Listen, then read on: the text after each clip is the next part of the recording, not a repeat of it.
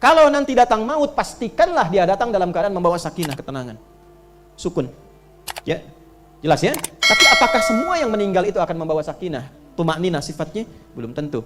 Karena Allah bersumpah, pada orang-orang yang tidak menyiapkan ketenangan untuk wafatnya, ada satu malaikat yang disiapkan oleh Allah untuk mencabut nyawa sampai ke dalam-dalamnya. Wan-nazi'ati gharqa. Nah, malaikat yang ditugaskan mencabut nyawa itu satu malaikat tapi punya dua sifat. Satu malaikat tapi punya berapa? Dua sifat. Satu, nazi'at. Saya tidak pandai menggambar ya, melukis karena bukan passion saya di situ, tapi kurang lebih kalau ada tanaman begini, ya akarnya kan kuat misalnya ke bawah begini. Itu kalau Anda mencabut ini, dicabut sampai ke akarnya habis ke dalam-dalamnya, cabut tapi dengan kencang, cabut begini. Cabutnya, nah itu namanya nazi'at. Jelas? Sampai ke dalam-dalamnya, bukan cuma batang yang naik, sampai ke akarnya. Jadi kalau ini pun masih, cara nyabutnya kan kadang kalau dalam akarnya kan nggak langsung begini kan? Tarik, gini, turunin lagi, tarik, turunin lagi, injek, turunin lagi, gitu kan? Pukul-pukul dikit, turunin lagi, gitu kan? Kan begitu kan? Nah itulah nazi'at. Nanti akan dikonfirmasi, termasuk di Al-Anfal dikonfirmasi. Apa sih isinya ini, katanya kan susah banget mau pulangnya. Ayo, cabut, turunin lagi, cabut, turunin lagi, gitu kan? Mudah bagi malaikat mencabut seketika. Tapi malaikat ingin memberikan kesan, saking ingkarnya engkau kepada Rabbu yang telah memberikan nikmat selama hidupmu. Nih, rasakan nih. Nih nikmat Allah nih. Nih nikmat Allah nih. Nih, tarik lagi.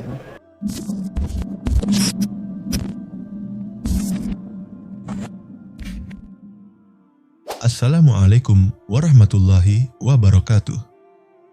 Sahabat muslim yang dirahmati Allah, kematian adalah takdir yang pasti. Tapi yang membedakan adalah bagaimana cara ruh kita dicabut. Ada yang dicabut dengan penuh ketenangan, kelembutan, dan kasih sayang. Namun ada pula yang dicabut dengan keras, menyakitkan, bahkan mengerikan.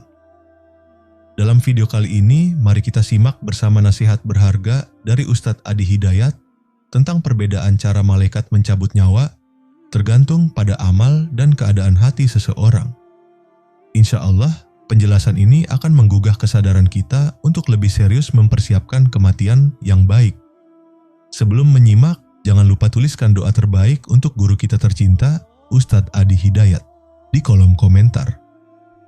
Semoga beliau selalu sehat, panjang umur, dan terus diberi keberkahan dalam ilmu dan dakwahnya. Dukung juga channel ini dengan like, share ke keluarga dan sahabat, dan subscribe agar semakin banyak yang mendapat manfaat dan hidayah. Selamat menyimak, semoga bermanfaat. Isa bin Maryam. Disebutkan namanya? Disebutkan binnya? Disebutkan orang tua, ibunya disebutkan? Baik, sekarang ibunya, Maryam. Di Quran disebutkan nggak Maryam? Bukan hanya disebutkan, tapi disebutkan bintinya. Wa Maryam ibnata Imran. Maryam anak perempuannya Imran. Kalau disebutkan langsung dengan bin dan bintinya, namanya detil, itu artinya peristiwa yang dialami oleh orang-orang tersebut tidak akan terjadi lagi di masa depan. Hanya orang itu saja. Cepat dan singkat, Maryam anak perempuannya Imran. Wa Maryam ibnata Imran. Mengandung dan melahirkan atas izin Allah tanpa disentuh laki-laki manapun. Perhatikan redaksinya. Walam yamsasni bashar. Aku nggak pernah disentuh oleh laki-laki manapun. Nggak pernah disentuh. Bisa mengandung, bisa melahirkan atas kuasa Allah. Itu hanya terjadi pada Maryam binti Imran. Jadi kalau ada Maryam-Maryam lain di masa depan, ada yang mengandung dan melahirkan tanpa disentuh laki-laki manapun, itu mustahil. Ya. Mungkin Maryam binti Asep, Maryam binti Kevin, bisa terjadi. Kalau mengandung melahirkan tanpa bapak, banyak. Tapi tanpa disentuh laki-laki manapun, cuma Maryam binti, selesai. Sekarang yang terkait dengan An-Nazi'at, itu yang mengolok-olok tentang terjadinya kiamat, yang mengolok-olok tentang tuntunan dalam mendekati Allah. Ya, diminta salat, diminta puasa, diminta untuk berzikir, lantas muncul olok-olok, lantas muncul potongan-potongan ayat, bikin meme-meme misalnya yang tidak jelas, ya, merendahkan dan sebagainya. Maaf, dari dulu pun itu sudah terjadi. Jadi jangan kaget kalau ada muncul yang demikian, karena di masa lalu pun hal itu sudah terjadi dan sudah direspon bagaimana cara menyikapinya dengan elegan. Jadi kalau terulang kembali kekinian, peristiwa-peristiwa yang misalnya walaupun sambil bercanda, tapi ada unsur merendahkan, mengolok-ngolok, misal Dia bertanya tentang kiamat, tentang macam-macam dengan cara yang mengolok-ngolok, jawabannya sederhana. Ya kan? Yang seperti kamu udah banyak. Gitu aja. Ya kan?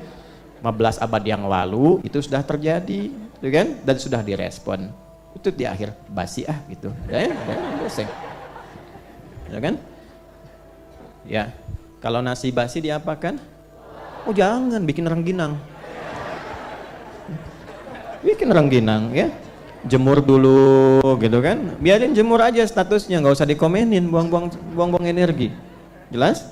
Nah, setelah itu nikmati aja gitu ya. Nah, cuman kan perlu ilmu itu. Perlu ilmu. Orang dia bertanya, sudah dijawab oleh Quran dengan turunnya surah An-Naba, tapi respon yang muncul justru olok-olokan. Wah, kalau benar terjadi, kapan waktunya Muhammad? Dijawablah kemudian oleh Allah Subhanahu wa taala dengan turunnya wahyu, tapi dimulai dengan 3 urutan yang sangat penting, 3 pokok itu yang kita uraikan. Dah, jangan pikirkan dulu tentang kiamat. Pikirkan tentang 5 hal ini dulu. Wan nazi'ati gharqa, wan nasyitati. Dah, balik. Kamu hidup, saya hidup, kita hidup. Kira-kira hidupnya selamanya tidak? Dah dijawab kan? Tidak. Kalau tidak selamanya, artinya akan mati buat hewan ya, meninggal, wafat. Ya. Dah.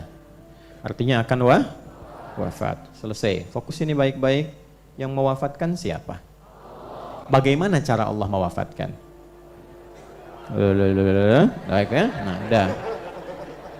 Kalau tanya cara Allah, tanyakan Allah turunkan firman. Quran yang harus dikeluarkan, bukan pendapat kita. Kan yang punya kuasa Allah, yang menanamkan roh Allah, yang mencabut siapa?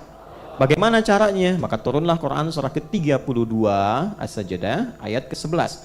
Qul yatawaffakum malakul mautil ladzi wukila bikum. Nah, diwakilkan. Ya, ditugaskan, wakil itu ditugaskan. Ditugaskan malaikat yang khusus tugasnya mencabut nyawa saja. Ya, disebut dengan malaikat maut. Ya, mautun gini. Sudah pernah saya sampaikan di sini. Maut. Sudah? Nah, maut ini ditugaskan pada satu malaikat. Malaikat itu bentuk jamak. Singularnya malak. Ya, satu yang ditugaskan untuk urusan maut saja, nggak ngurus yang lain. Ya, tidak mengurus hujan, tidak mengurus cuaca cerah, rizki, tidak. Kematian saja, sudah. Maut. Datangnya kepada mayit. Quran surah 39 di ayat 30. Di Quran itu tuntas semua.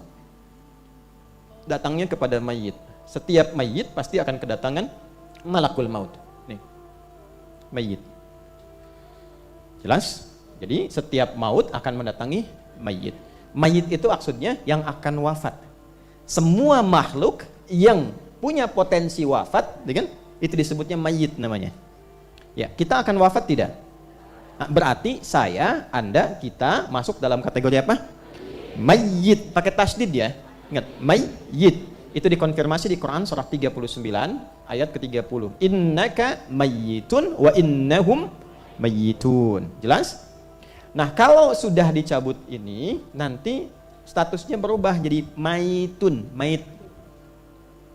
Ya. Tasdidnya hilang. Mait ini tasdidnya hilang jadi sukun begini. Oke. Awas, ini bukan utak-atik ya. Ini semua terstruktur dan Quran tuh ayatnya ada semua. Ini maut datang ke mayit jadi apa? Maitun. Ingat, bukan mayit lagi, mait. Mait ya. Kalau sudah masuk ke keranda, sudah dimandikan, dikafani, disolatkan, masuk ke keranda, berubah jadi jenazah nanti. Ya, yang siap diantarkan ke kuburnya. Nah, saya sampai sini saja. Ini atasnya apa? Sukun, karena tasdidnya hilang. Diambil, maut, diambil, tinggal sukun. Ya, sukun itu artinya apa? Mati, ya, wafat. Tapi ingat, sukun itu seakar dengan sakinah. Ya, apa artinya sakinah? Usahakan saat wafat nanti dicabut nyawanya, keadaannya tenang. Itu yang dimaksud Quran surah ke-89 ayat 27 sampai 30. Ya ayyatuhan nafsul mutmainnah. Ini yang dimaksudkan. Nafas di situ, ya, ketika nafasnya dicabut tenang dia. Nafas. Nah, nafas itu merasakan maut. Kembali lagi ke Quran surah ke-3 Ali Imran ayat 185. Quran surah 3 ayat 185. Kullu nafsin dha'iqatul. Setiap yang punya nafas akan kedatangan maut, merasakan maut. Siapa yang punya nafas? Ini mayit. Kita bernafas tidak? Bernafas berarti satu kali kedatangan maut. Kalau nanti datang maut, pastikanlah dia datang dalam keadaan membawa sakinah, ketenangan, sukun. Ya, jelas ya? Tapi apakah semua yang meninggal itu akan membawa sakinah, tumakninah sifatnya? Belum tentu. Karena Allah bersumpah, pada orang-orang yang tidak menyiapkan ketenangan untuk wafatnya, ada satu malaikat yang disiapkan oleh Allah untuk mencabut nyawa sampai ke dalam-dalamnya.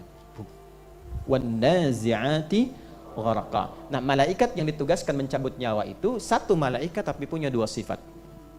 Satu malaikat tapi punya berapa? Dua sifat. Satu, nazi'at. Saya tidak pandai menggambar ya, melukis karena bukan passion saya di situ, tapi kurang lebih kalau ada tanaman begini, ya akarnya kan kuat misalnya ke bawah begini.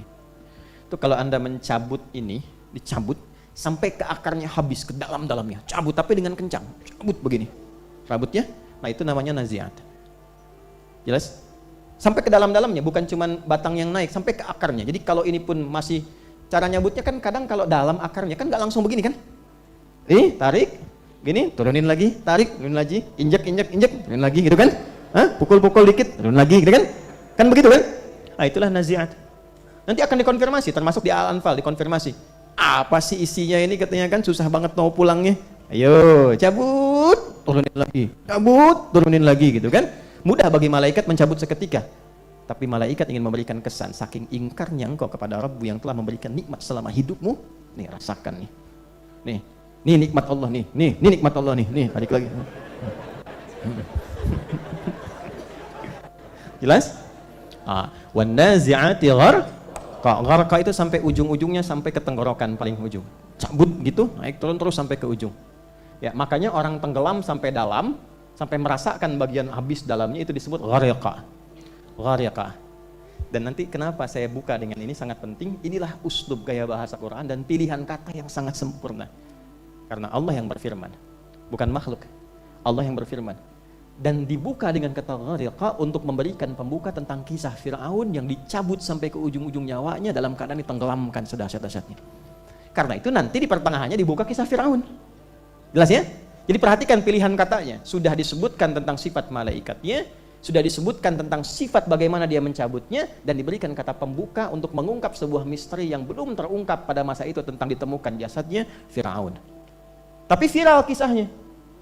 Maksud saya bandingannya begini, kalau dulu saja jasadnya belum diangkat, orang kalau udah disebutkan Fir'aun tuh langsung mikir, masa Anda yang sekarang yang sudah banyak dilihat di YouTube, banyak dilihat kemudian di Google, dibuka klik, mumi Fir'aun muncul, masa nggak sadar dan ingat Allah juga? Kalau dulu orang belum tampak disebutkan langsung ingat Allah, sekarang ditampakkan nggak ingat juga. Apa perlu dibikin kayak Fir'aun dulu? Ya? Nah ini gambarannya. Wan nazi'ati gharqa. Balikan. Sampai kapan kau mau mengolok-ngolok? Itu maksudnya. Kamu nanya tentang kiamat mengolok-ngolok, kamu aja belum aman dengan kematian, John. Gitu kan? Anda mengolok-ngolok orang sholat, Anda mengolok-ngolok kebaikan. Udahlah nikmati aja selama hidup, kan mumpung masih hidup, nikmati aja. Kapan lagi kita begini? Iya, tapi kan Anda juga sadar Anda akan wafat. Anda sadar Anda akan meninggal, ya kan? Anda yang mengolok-olok saja belum aman untuk berhadapan dengan malaikat. Maka apa yang Anda siapkan? Kenapa begitu tentram dalam kehidupan? Jelas sampai sini? Nah, jadi kalau satu saat tersingkap dan terfikir, tersirat untuk berbuat yang tidak pantas terhadap agama, mau mengolok-olok jilbab, mau mengolok-olok orang sholat, mau mengolok-olok syariat, Allah cuma turunkan dengan dua kata saja, wan nazi'ati gharqa. Lakukan sesukamu, besok aku tugaskan malaikat cabut sedalam-dalamnya nyawamu. Nih olok-olokmu nih, nih olok-olokmu nih, nih olok-olokmu nih. Kalau nggak percaya silakan aja, ntar lihat besok. Nggak percaya silakan. Makanya kita disebut orang percaya, nggak boleh ragu.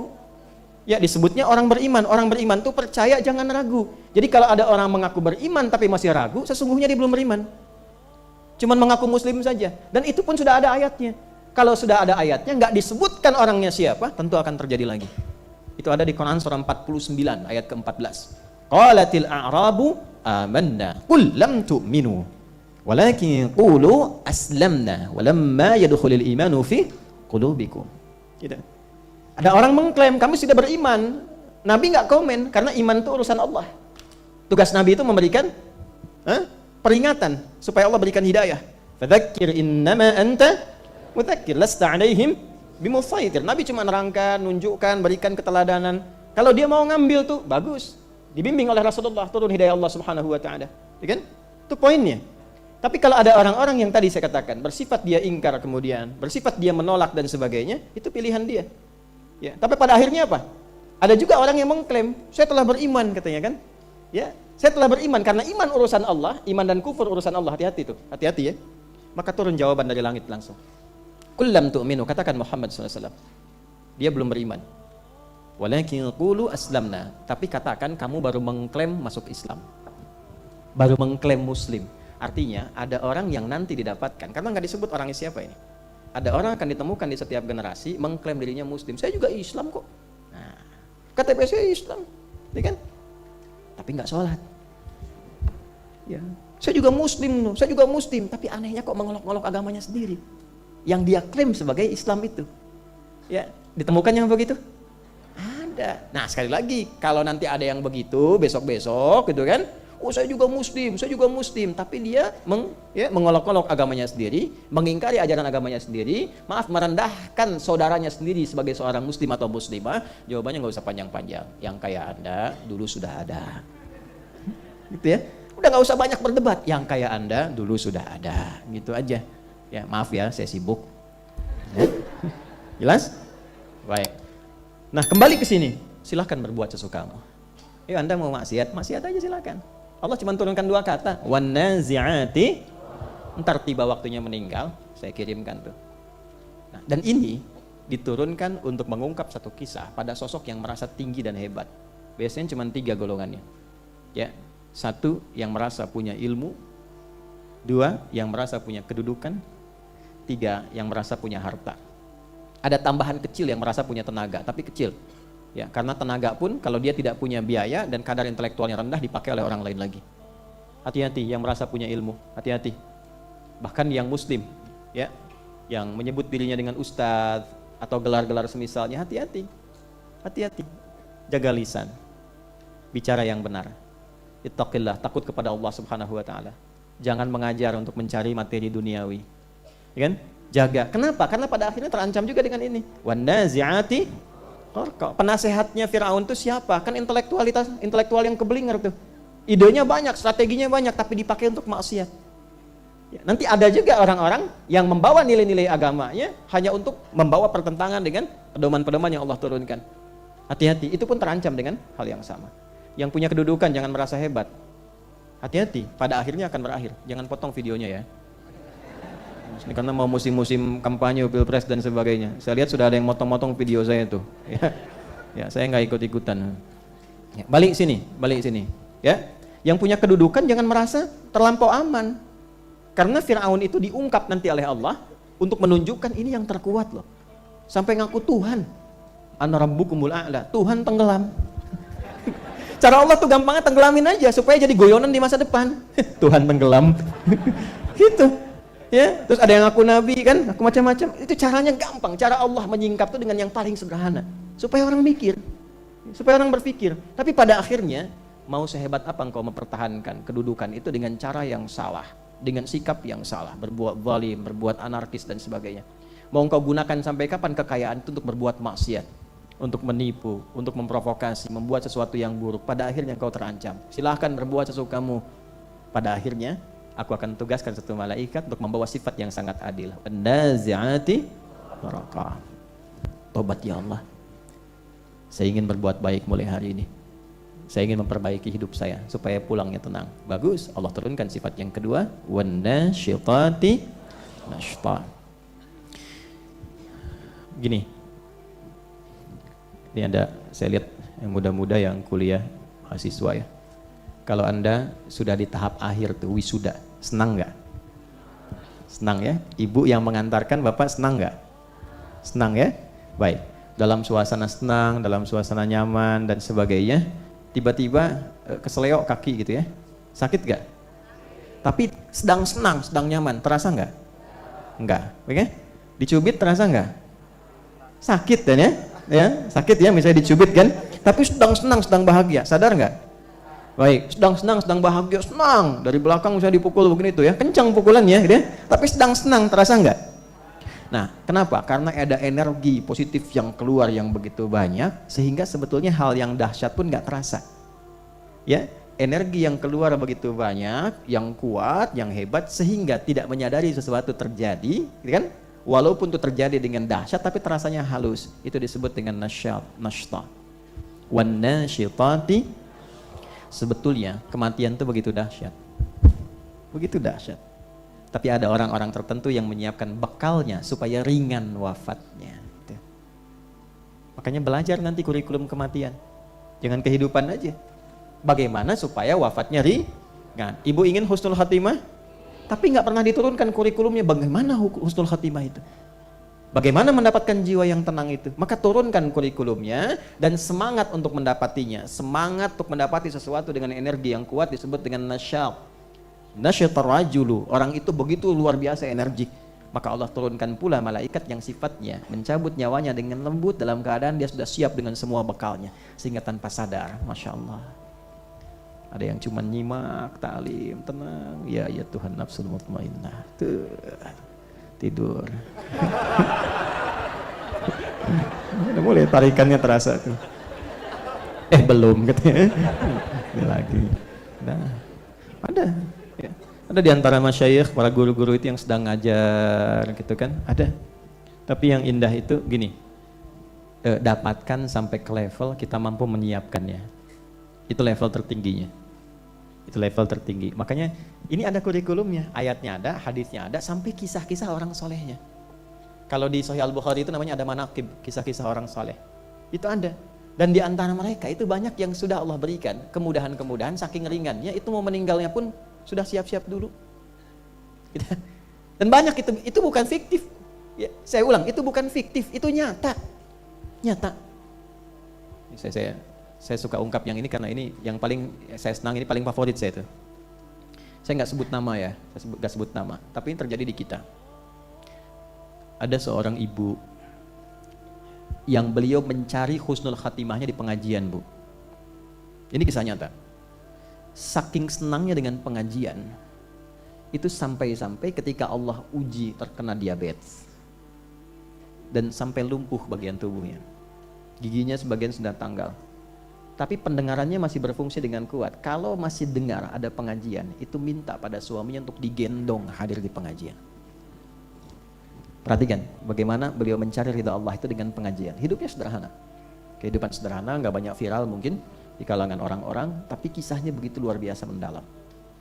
Nah, satu kali anaknya merasa bahwa ibu ini butuh perhatian lebih karena biaya yang digunakan oleh ayahnya yang mengajar untuk membiayai anaknya kuliah itu beliau duga akan lebih bagus kalau digunakan optimal untuk pengobatan ibu. Maka anaknya di semester 5 kalau nggak salah memutuskan untuk cuti, bahkan kalaupun harus berhenti dari kuliah supaya uangnya digunakan khusus untuk membiayai ibunya. Saya ingin katakan kalau ibunya itu baik, ayahnya baik, orang tuanya saleh, pasti Allah berikan percikan kesalehannya pada anak kita. Ya, untuk berbalas. Itu yang kisahnya Nabi Ibrahim itu.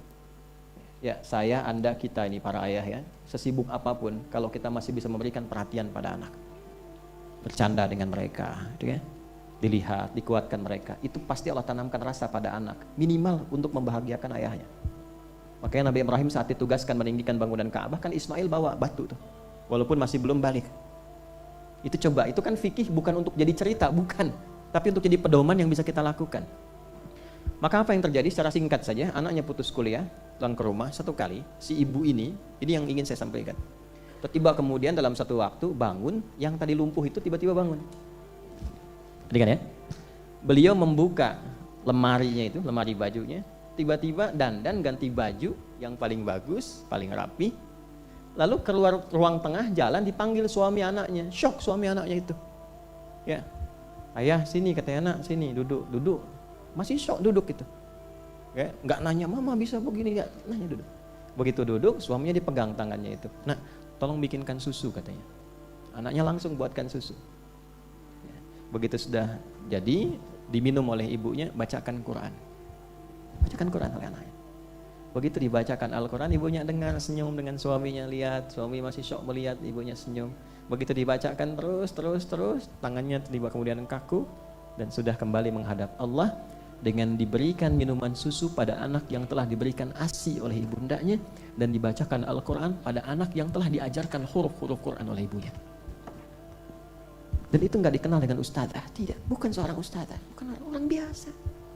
Tapi Allah berikan kenikmatan dalam hidupnya. Itulah orang kaya yang sesungguhnya. Dan pulangnya nggak punya beban, nggak punya tagihan, nggak punya hutang, nggak repot nanti bagaimana mewariskan rumah begini, mobil begini. Sah-sah saja punya rumah besar, karena ada nanti kisah yang lain. Mewah, hebat, kendaraannya banyak, tapi ahli surga juga. Buru itu, Anda mau buru dengan apa? Ya, beliau tadi itu kan memburu dengan tenaganya ke majelis ilmu. Anda punya ilmu, buru dengan ilmu. Anda punya harta, siapkan harta untuk mengenal Allah. Anda punya kedudukan, pakai kedudukan itu supaya Allah ridha. Kan pada akhirnya meninggal juga.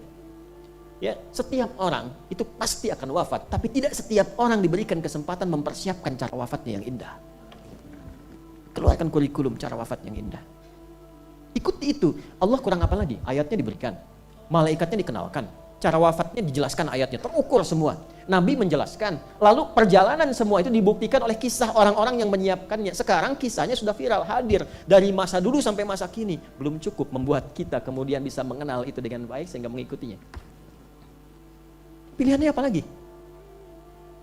Kan kematian itu sesuatu yang niscaya terjadi. Saya kalau bahas Palestina selesai kajian kita gitu kan. Tapi kan setiap waktu ditempatkan. Coba deh lihat di potongan-potongan video itu. Anak, mohon maaf ya, tangannya sudah kena nggak ada, diperban gini, bapaknya nangis. Pak, nggak usah nangis, ini kan yang kita cari. Ini yang kita cari. Kita bangga dengan darah kita di hadapan Allah. Ya, biarkan mereka. Ya, kami persembahkan darah kami untuk orang-orang yang belum pernah mengenal darahnya sendiri katanya. Ini kan bangga. Karena kenal Allah. Kenal Allah. Kita hidup sudah berapa lama? Terus diberikan kenikmatan berapa banyak?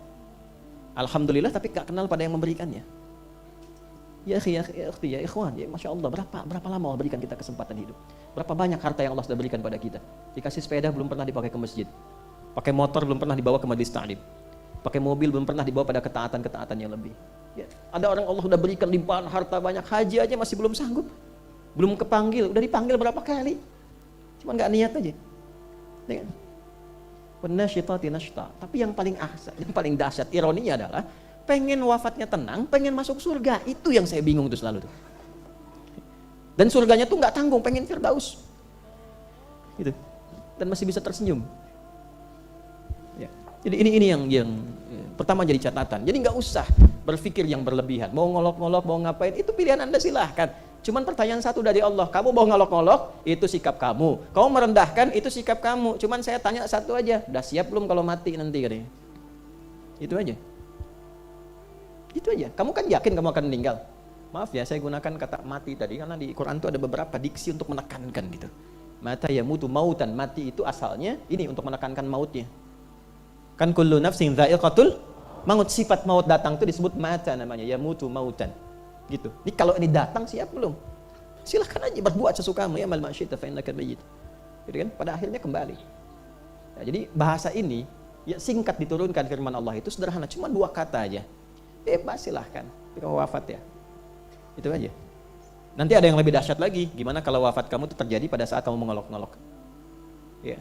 Gimana wafat kamu terjadi pada saat kamu berbuat maksiat? Makanya sering ulama seringkali menjaga ketaatan mereka, bahkan dalam wudhunya. Wudhu itu dijaga karena ingin kembali kepada Allah dalam keadaan yang terbaik. Ya, guru-guru saya selalu mengatakan, nah kalau kamu ingin berbuat maksiat, pikirkan kamu akan wafat pada saat itu. Itu paling mudah untuk menjaga. Baik. Ya, kembali lagi gini. Malaikat ditugaskan kan untuk membawa amalan-amalan tertentu yang ditugaskan oleh Allah untuk kita semua. Saya tanya, malaikat dihisab gak? Malaikat dihisab gak? Malaikat langsung diberi tugas dan sifatnya sifat takwa, nggak ada nafsunya. Karena itu nggak mengalami hisab. Ya, dari mana taunya? Quran surah ke-66 ayat ke-6. La ya'sunallaha ma amarahum wa yaf'aluna ma yu'marun. Malaikat cuma menerima amar, perintah. Ya, makanya malaikat namanya, jamak dari kata malak. Malak yang diberikan wewenang untuk melakukan tugas saja. Kerjakan dan nggak ada potensi penyimpangan. Makanya nggak nyimpang, nggak nyambi malaikat itu. Kalau tugasnya wahyu aja. Ya, malaikat maut nih, yang kita sering sebut dengan Israel itu, malaikat maut, tugasnya cuma nyabut aja. Nggak pernah nyimpang ke yang lain. Oh Jibril, saya sebel lihat Firaun, kamu aja yang cabut dah. Enggak. Dia nyabut ya dia aja, nggak ada. Dan itu tepat waktunya. La yastakhiruna sa'ata wala yastaqdimun. Jadi nggak ada ceritanya.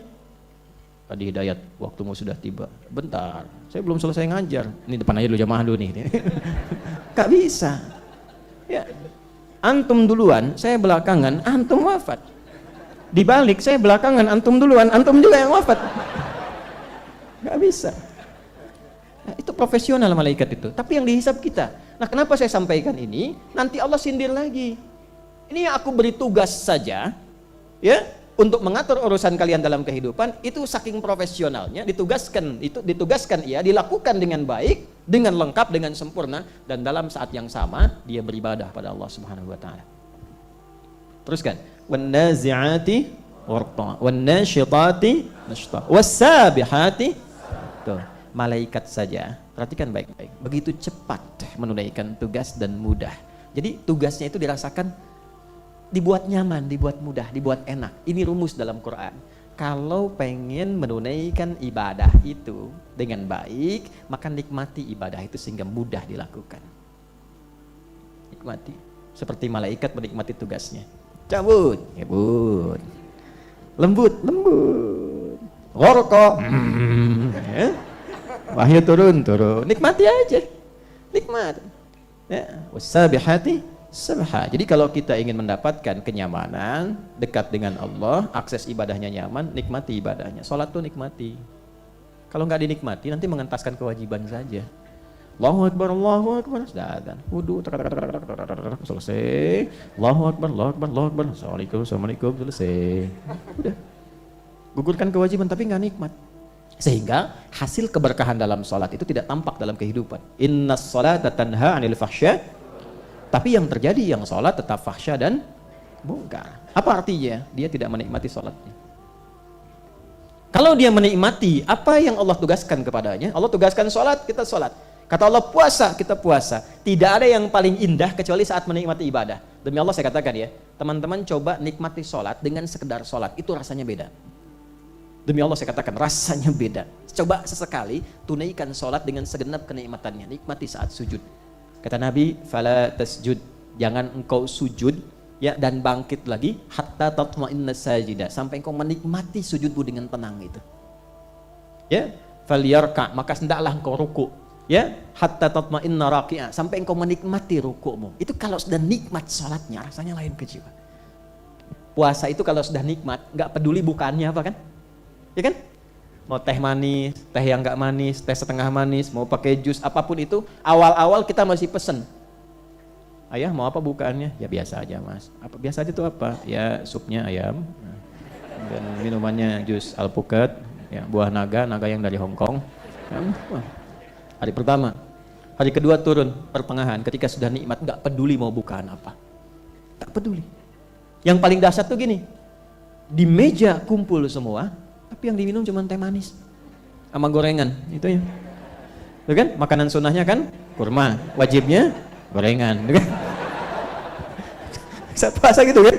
Tapi kalau sudah dinikmati kan kita bebas aja ya. Nggak ada apapun, bisa minum air bening. Air putih kan masih susu.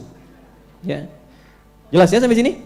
Baik, itu gambarannya. Jadi kalau kemudian kita bisa nikmati itu, lama-lama kita itu merasakan kenikmatan dalam ibadah, pengen berlomba terus melakukannya. Makanya orang yang menikmati Ramadan, dia jadi senang puasa sunnah setelah itu. Jadi senang dia. Bahkan yang dahsyat gini, mau akhir Ramadan sudah bertanya, ngitung kapan ya Allah Ramadan lagi. Tapi kalau nggak nikmat, baru mau puasa udah dihitung kapan selesai ini. Nah, itu sudah ada itu. Dan itu pasti terasa karena sifatnya begitu. Pasti terasa. Makanya kalender kan gitu. Dan hebatnya jadi iklan, puasa 10 hari lagi gitu kan. Ada kan? Ya, 8 hari lagi terus diurutkan. Kan insan beriman kalau nyaman tuh pengen terus.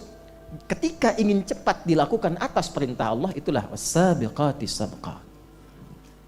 Nah, orang yang mengejar itu disebut sabiqun. Semua yang baiknya disebut dengan khair, jamaknya khairat, maka dikenal dengan sabiquna fil khairat. Turunlah Quran surah kedua Al-Baqarah ayat 148. Itu buat kita. Yang ini sifat malaikat, yang ini buat kita meneladaninya. Quran surah 2 ayat 148. Walikulli wijhatun huwa muwalliha fastabiqul khairat. Kata Allah jangan kalah sama malaikat. Kita ini dihisab, amal kita tuh bukan cuma dilihat, dihisab. Malaikat saja yang nggak kena hisab cari perhatian Allah dengan beramal. Dan amalnya itu nggak bisa beragam. Malaikat tuh gini, kalau diciptakan untuk bertasbih, tasbih aja nggak bisa tahmid dia. Iya. Subhanallah, subhanallah, subhanallah, subhanallah, subhanallah, walhamdulillah, nggak bisa. Subhanallah, subhanallah, subhanallah. Itu aja. Yang tahmid, tahmid aja, takbir, takbir aja. Malaikat begitu. Itu aja, jadi monoton. Di satu titik, ya, satu titik. Kita bisa beragam. Maka kita harusnya merasa bangga saat bisa pulang kepada Allah karena bisa bertasbih, bertahmid, bertakbir, sholat, adzan bisa, imam bisa, makmum bisa, ya kan? Betapa indah antum masuk masjid, buka sendiri, sholat sendiri, adzan sendiri, qomat sendiri, ya? Bisa semuanya. Apa-apa jadi imam sendiri, makmum kan malaikat, ya kan? Nggak ada ruginya Pak. Kalau belum ada yang jamaah nggak ada ruginya antum sholat. Kalau malam apa dari mana? Alhamdulillah dari masjid, makmumnya malaikat semua tadi. Kok bisa? Habis saya tungguin bapak nggak ada tadi. Alhamdulillah. Jelas ya? Nah jadi wasabiqati sabqa. Tapi catat kalimat ini. Walikulli wijha. Setiap orang tuh punya orientasi amal. Jadi jangan paksa semua orang untuk mengikuti amalan yang sama. Jangan paksa. Mungkin ada gini, bahasa bebasnya gini, cari amalan yang kita andalkan untuk pulang. Mana yang paling dinikmati? Ada yang menikmati puasa, silahkan. Mungkin belum konsisten tahajud. Puasa aja, itu aja yang terus sampai kita merasakan kenikmatan puasa.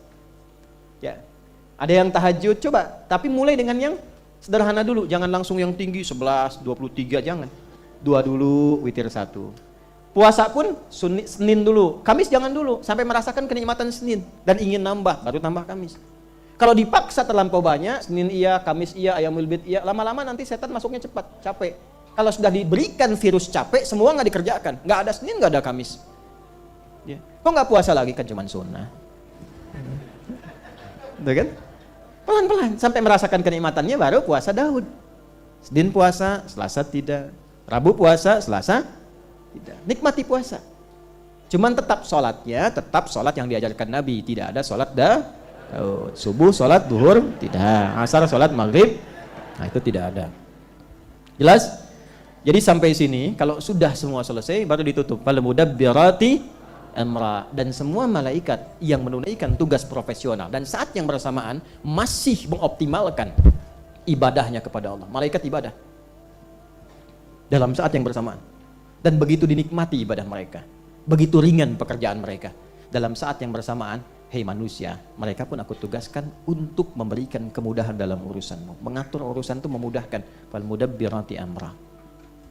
Yang minta hujan, Allah tugaskan malaikat turunkan hujan. Makanya diturunkan babnya, ada istisqa namanya. Ya kemarau-kemarau ini nggak usah nyewa jasa dukun. Kita punya babnya. Dukun juga nyewa jasa jin. Iya kan? Tak. Nyewa jasa jin. Jin juga untung-untungan. Dia nyuri-nyuri nih, malaikat kapan turunin nih? Malaikat kapan turunin gitu. Semuanya bohong, kita dikasih shortcut jalan pintas langsung. Ya kan? Kenapa ketika diberikan jalan pintas nggak diikutin? Nah, ini yang aneh-aneh malah disewa kan? Nah, itu pasti konslet tuh. Potong videonya tuh. Nah kan. Ya, para dukun tobat ya. Tobat. Oh, Anda sama meninggal tuh. Ya, tobat karena sayang.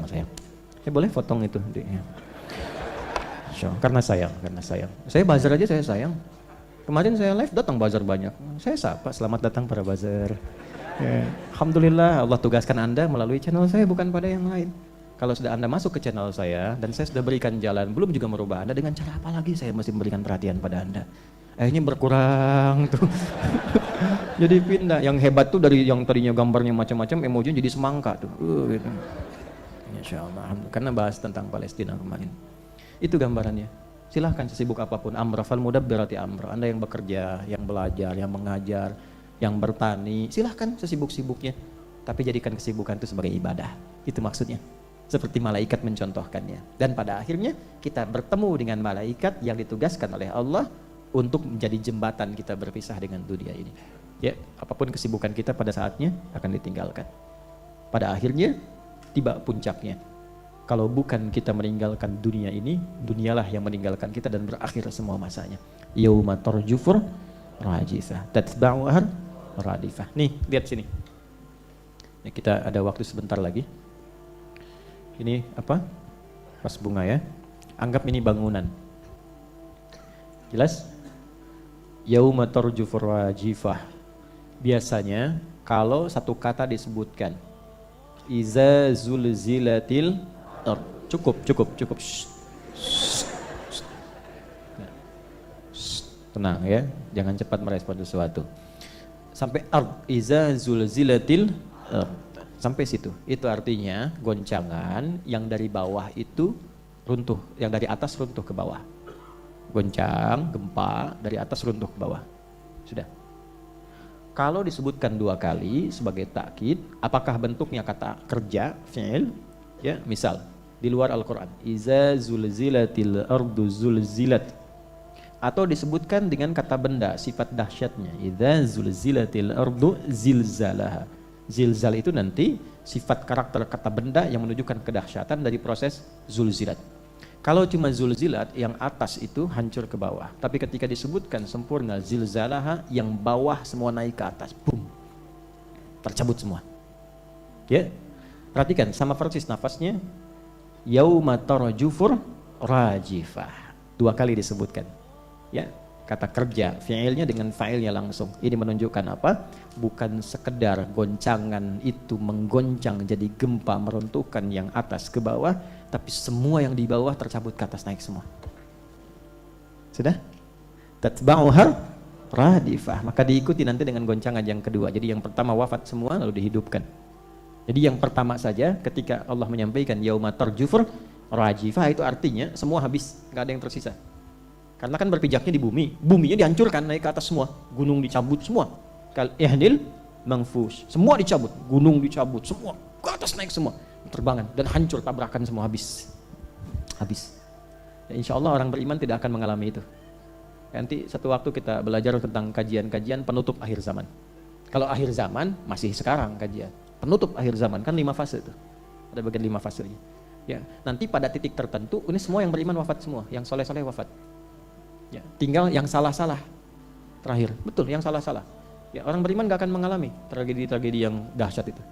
Selesai, hanya sampai titik akhir saja. Ya, saya jangan buka dulu lah sekarang kan supaya masih bisa sholat, kerja dulu gitu kan semua. Jangan sampai ntar semua berhenti kerja kan, buat zikir aja gitu. Tidak. Ya, ini praktekkan ayatnya dulu, kerja sambil zikir, kerja sambil ingat Allah. Lihat, yauma tarjufur, ada masanya. Gempa-gempa yang biasa kita rasakan itu hanya menggoyang dan meruntuhkan yang atas ke bawah, lalu diberikan pemanasan oleh malaikat, angin datang tiup terbangkan. Ya, kemarin ada beberapa di beberapa daerah kan kelihatan. Yang paling gampang tuh kayak di Amerika kan angin tornado kan, diberi nama macam-macam, tapi kan itu dilihat kan terbang, putar, hancur. Saya tuh kadang-kadang suka bertanya dalam hati, ini manusia sadar nggak ya? Kan ini tuh pengingat dari Allah gitu. Ya, yang saya pengen tanya tuh yang mengaku beriman, nih imannya pada kemana gitu. Cuma ngeliat, gede banget yang ini, iya nih, oh Masya Allah gede banget ya. Gede banget, mana imannya ya? Saya nggak benar berarti ngajarnya ini gitu. Ya. Karena orang beriman tuh ketika melihat itu, dia langsung ingat Rabbnya. Sujud dia jatuh. Harus sujada, sujud dia jatuh, takut ya Allah.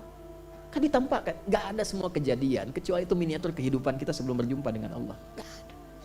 Harusnya sadar gitu. Ya begitu ada gempa itu makanya kalimat pertamanya kan Allahu Akbar. Kau yang paling agung ya Allah, kau yang paling agung ya Allah. Sama. Ada gempa sekarang keluar sibuk, cara evakuasi gempa, bagus. Ini meeting poinnya. Lakukan begini, lindungi oleh diri Anda, masuk ke dalam meja dan sebagainya.